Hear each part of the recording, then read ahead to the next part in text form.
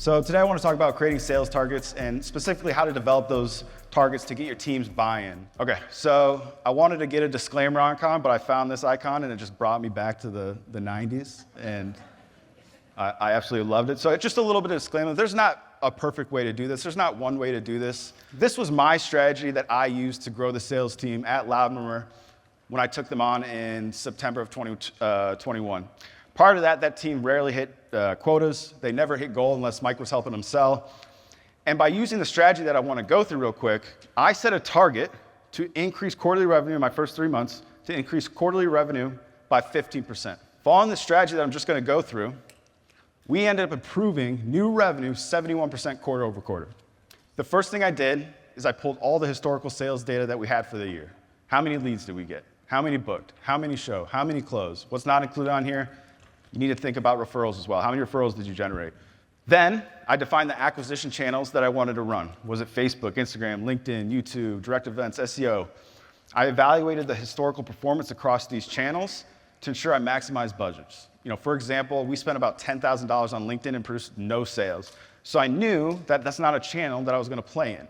But basically what I needed to figure out was, in total, how many leads do I need to get to close an additional 15% in new revenue based on the sales individual's current statistics, right? If I was smarter at the time, I would have measured sales data by acquisition channel and the sales rep. I did it holistically, so feel free to learn from my dumbness. And the last thing I did is I took stock of the reps that we had, our resources, what support, and I came to 15%.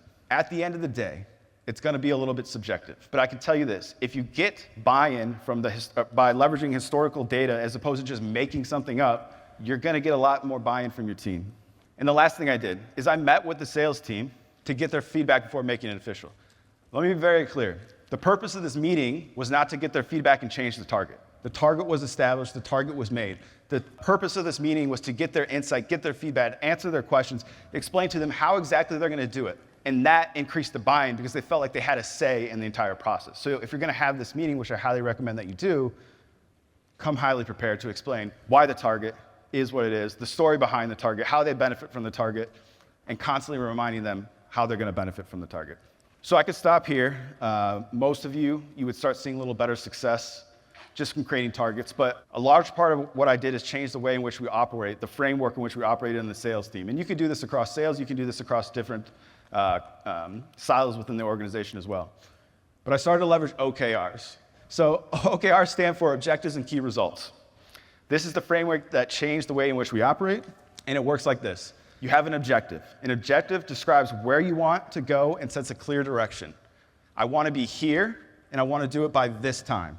Under the objective, you have key results. So these are basically your KPIs. These are the things that you're going to measure against to track the progress if we're going in the right direction or the wrong direction. They show you how you're progressing towards that objective. And then you have initiatives. So initiatives, they describe what you'll do to achieve these key results. So these are just some great guiding questions to help you write your OKRs and track your progress. So for objectives, what can we improve or change in order to be more successful? Why is this important right now? How can we develop our key results? What are some good questions? How will we know that we are improving, right? Measuring the progress. What can we measure on an ongoing basis? And then initiatives. What are we going to do to drive progress for those key results? And what should we start doing first? And then what's most important and often overlooked is the weekly check-ins. What did we accomplish and what did we learn? What is everyone going to be doing heading in the next week? So, to wrap up, creating sales targets. Have logic behind your target. It's the easiest way to get buy-in from your team. It should stretch them. It should be within this atmosphere, though. Develop a strong why behind your target. Review and discuss progress towards your targets weekly. And the last thing I'd highly recommend, because it was extremely successful in what we did, is leverage OKR framework to help with all of the above. Last thing that I'll leave with, if you're leading a sales team, you're just a CRO. You are a chief reminding officer. You cannot stop reminding them how they're going to benefit, how it's going to impact their lives. Again, they're inherently self-serving. That's a good thing, but constantly remind your team on the targets, the why behind the targets, and that's all I got. Thank you so much.